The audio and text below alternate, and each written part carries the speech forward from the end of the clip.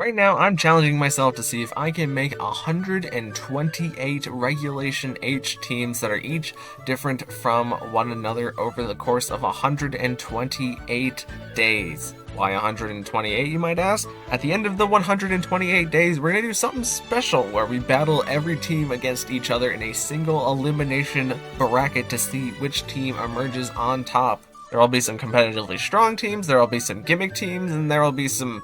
probably a good number of goofs and gaffs in there, so if you want to follow through to the end, subscribe so that you can keep up with each day. But without further ado, let's move on to day 83. Alright everybody, welcome back to another video, and in today's video we have a team of Pokemon that are all designed in some way individually to either slow down or defeat a Dondozo. Since we're just coming off of Dozo week, it might be necessary to have this team in the 128 challenge, since we've not only have the entire previous week of Dozo teams, but it's also kind of likely that one of the other Dozo teams might win the 128 teams challenge, just because I've not been specifically making any of the teams kind of recently to beat Dondozo. But it's also kind of likely that this team gets paired up into a non-Dondozo team like right away and doesn't actually get to fight any Dondozo teams. But that's besides the point. That for now, for starting off, we have the Malamar, and Malamar is going to be using its signature move Topsy-Turvy,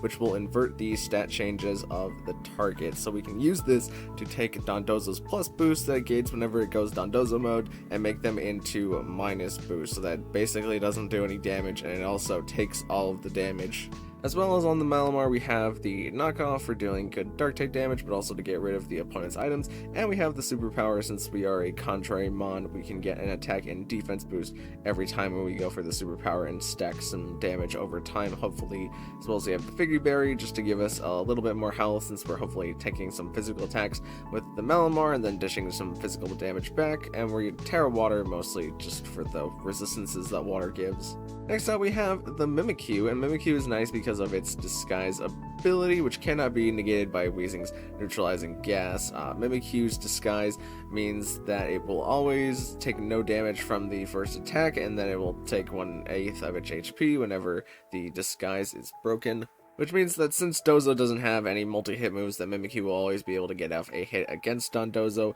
and against Dondozo we can use the curse on it in order to lower its health over time, and then try and protect Stolly using our protect. In order to chip away Dondozo or any really tanky Pokemon, it's nice to have Mimikyu to just click curse into them, and then we just have 2 stabs in the Play Rough and the Shadow Claw for maybe getting a critical hit would be nice. As well as we have the Rocky Helmet, just in case a physical attack goes into Mimikyu. If they have to use 2 physical attacks in order to break our disguise, then we still benefit from the Rocky Helmet damage, and they take twice as much Rocky Helmet damage during having to take down Mimikyu. Next up we've got Meowscarada, and Meowscarada is here because it has the guaranteed crit move, Flower Trick, which will always hit a Pokemon no matter what, and it's a very strong super effective grass type move into Dondozo, and we are Focus Sash so that we can always take at least 1 hit from a Dondozo, and then that will activate our Overgrow whenever our health is low to make it so that our grass type attacks are multiplied by 1.5, so we can do a lot of Flower Trick damage.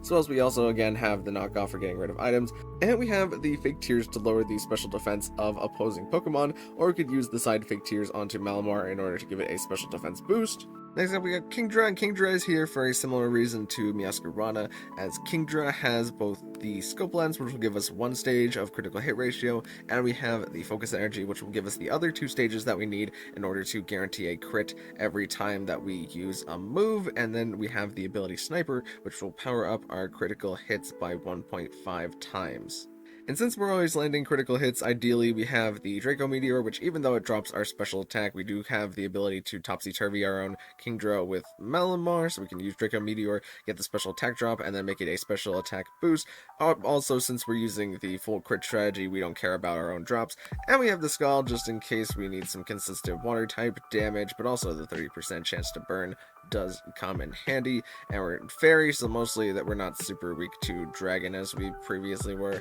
Next up, we got Wheezing, and we're going to be using Wheezing's neutralizing gas in order to turn off the opponent's abilities, and a good number of Pokemon on our team don't really benefit from their abilities, except for Malamar, who likes the contrary but doesn't necessarily need it, and we have Arcanine with the ability shield, as we'll discuss in a sec, in order to make sure that Arcanine still gets off its ability. At Mimikyu, as we said before, does not care about the neutralizing gas for its disguise, so it's nice to have Mimikyu and Wheezing in order to try and stop the Dondozo from getting off its stuff. But if Dondozo does activate Dozo mode, we still do have the saving grace in the Clear Smog, and we can maybe use our Terra in order to dodge an Earthquake that the Dondozo goes for. And we also have the Will-O-Wisp for slowing down Pokemon and their physical attacks, and we have the Taunt in order to make sure that we are not getting any status move used against us. And Wheezing is mostly special defense bulky, since we have the Will-O-Wisp to kind of deal with physical attackers, and Arcanine's Intimidate to deal with other physical attackers. And we do have the Citrus Berry on Wheezing to give us just a little bit more longevity. And last but not least, we have the Hisuian Arcanine in order to complete our Fire, Water, Grass core that we have with Meowscarada and Kingdra. And Arcanine is going to be hopefully doing big damage with the Flare Blitz and the Rock Slide as it's 2-stabbed. And we have the Terra Electric Wild Charge in order to let Arcanine surprise water types a little bit by doing super effective damage to them with the Wild Charge. As I mentioned before, we have the ability shield so that our ability will always activate even when we have Wheezing on the field, so that way we can get Intimidates into opposing Pokemon. It's really nice to intimidate Pokemon that have like Defiant, because if we lead Wheezing and Arcanine, then we get off the Intimidate into them and their Defiant does not activate, so their attack is already lower. Or if there's a Dondozo with Oblivious, that means that we can intimidate the Dondozo as well. And then with their attack already lowered, we can have Wheezing get the Will-O-Wisp into the opponent, and then we can kind of swap out Arcanine in order to maybe reapply the Intimidate later down the line. But yeah, that's the basic gist of the team. Let's get into some battles. Alright, so first up we have a pretty aggressive Sun Trick Room team where they have the Indeedee male instead of the Indeedee female, so it's a little bit less reliable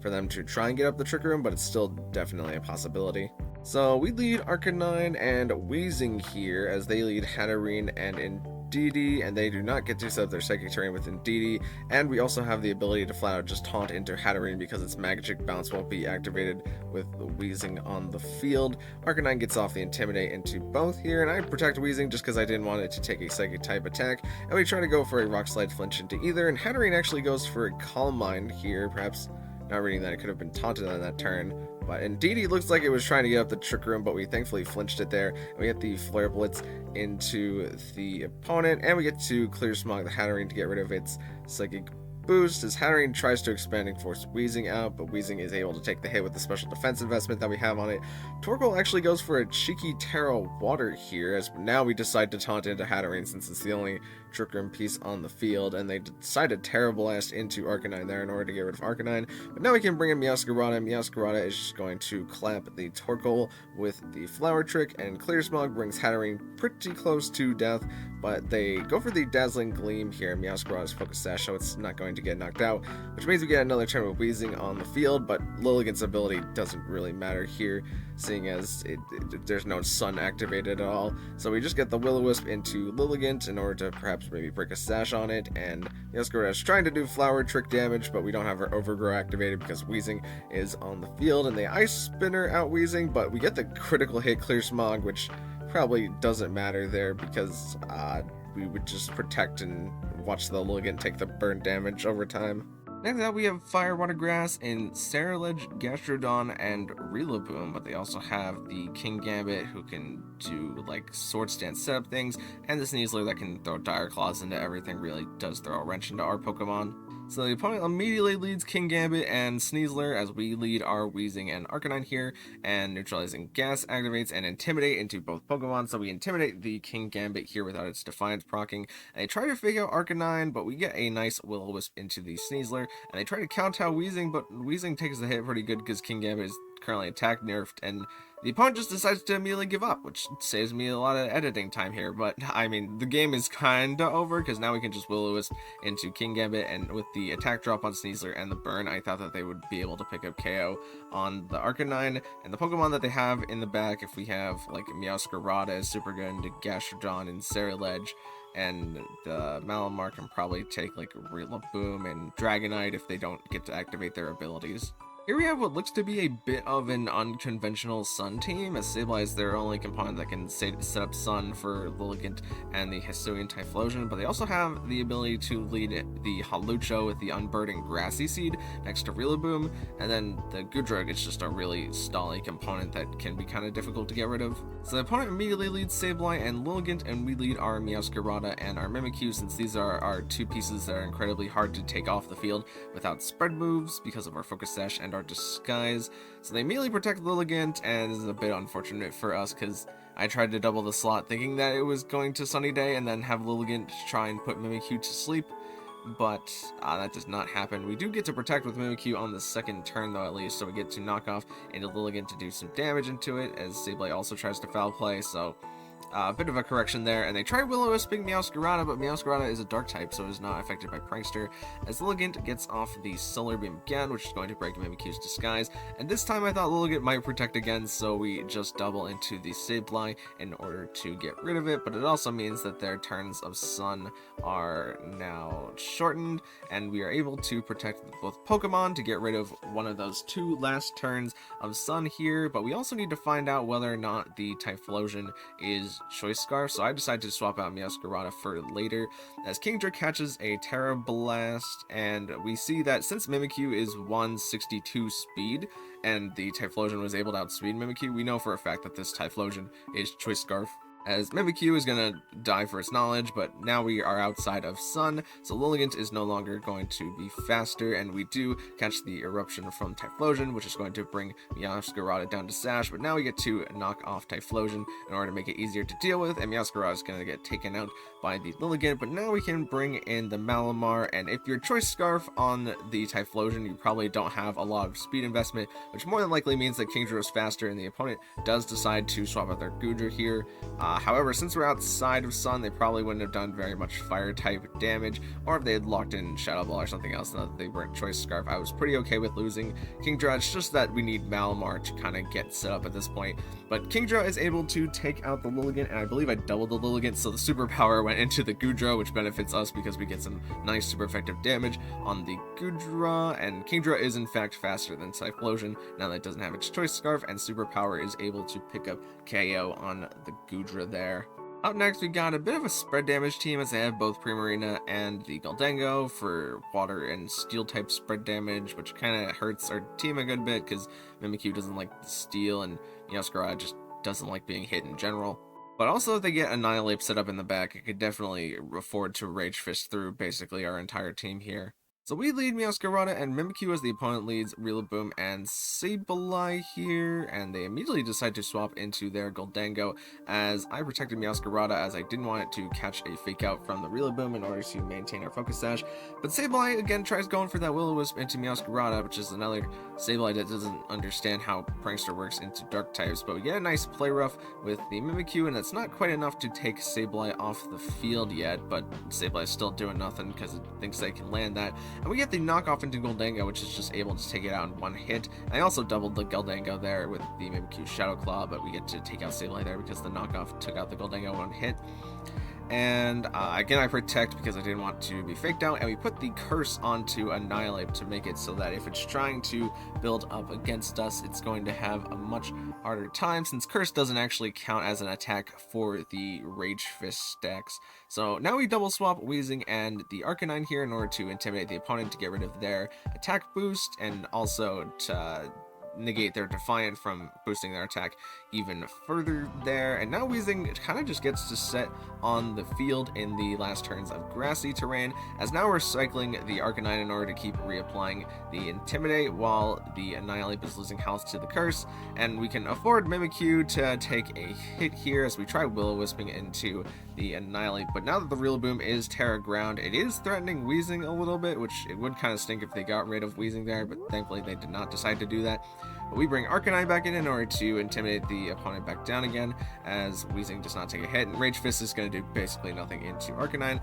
as Weezing blocks the high horsepower from the Rillaboom. And Annihilate is getting pretty close to being KO'd here, but the opponent kind of sees the writing on the wall that we have a Meowscarada in the back who can just click the Flower Trick into Rillaboom and Annihilate at this point. It's also worth noting that we were cycling the Arcanine and the Mimikyu there because I did not want the Annihilate Drain punching Arcanine and then getting all of its health back, really negating the damage that the curse is doing. And lastly, we have a battle against the team that has a pretty good spread using Mons here, as Dragapult has Dragon Darts, Goldango has Mega Rain, Volcarona has Heat Wave, Primarina has Hyper Voice, and Ursaluna has the Earthquake, and Electabuzz, I guess, can actually have Electrowebs now that I think about it. But Electabuzz is mostly just there to keep the other spread moving, using Pokemon from taking any hits that they don't want to take. So they lead Electabuzz and Goldango here, as we lead Meowscarada and Arcanine, and we apply the Intimidate, but both Pokemon don't really care about the Intimidate. I wanted to get rid of Electabuzz just so that we could start hitting the opponent on the next turn, and we get the Knockoff and the Flare Blitz in order to take out Electabuzz after knocking off its Eviolite,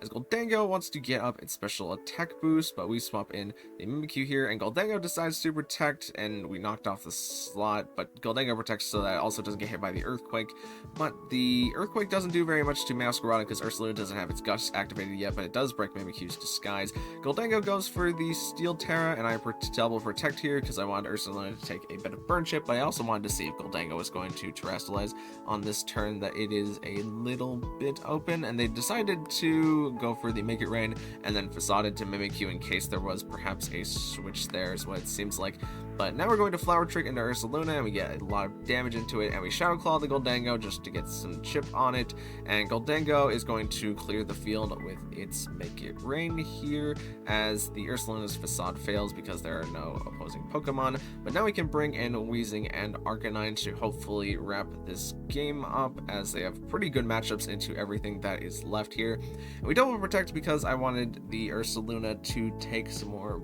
burn chip, but it also Earthquake chips the Goldango a little bit there. But it is worth noting that Ursaluna doesn't have Guts activated right now, so it is feeling all of the attack drops on it a lot. We Flare Blitz the Goldango after Terra Electricating our Arcanine in order to not take too much Earthquake damage from the Ursaluna, and we Clear Smog the Ursaluna, which doesn't quite KO it, but the burn chip on the end of next turn will take it out, and there's no way for them to pressure us, so we just double protect both of our Mons here, as Ursaluna continues to Earthquake out, but it's not going to find that Earthquake KO as it dies to its own Flame Orb, and we get to Wild Charge into Primarina to do really nice, super effective damage there. And Primarina's Hyper Voice is just normal type, so it's not getting any cool stab on it or anything, but the Clear Smog from Weezing is able to pick up that super effective KO. So yeah, that was the Anti-Dozo team, and unfortunately today we didn't get to fight any Dozo teams just because I don't think Dozo has been very popular in the latter because it's mostly getting hazed out by like Dragonite. And also, unfortunately, we didn't get to fight any like Intimidate Mons or anything like that, where I could have used Topsy-Turvy Malamar a little bit more, but it might come up in a future team, so look forward to that, I guess. But thank you guys so much for watching. If you liked it, maybe consider leaving a like on the video, and even consider subscribing, because both of those things would help me out an absolute ton, and I will see you in the next one. Thank you.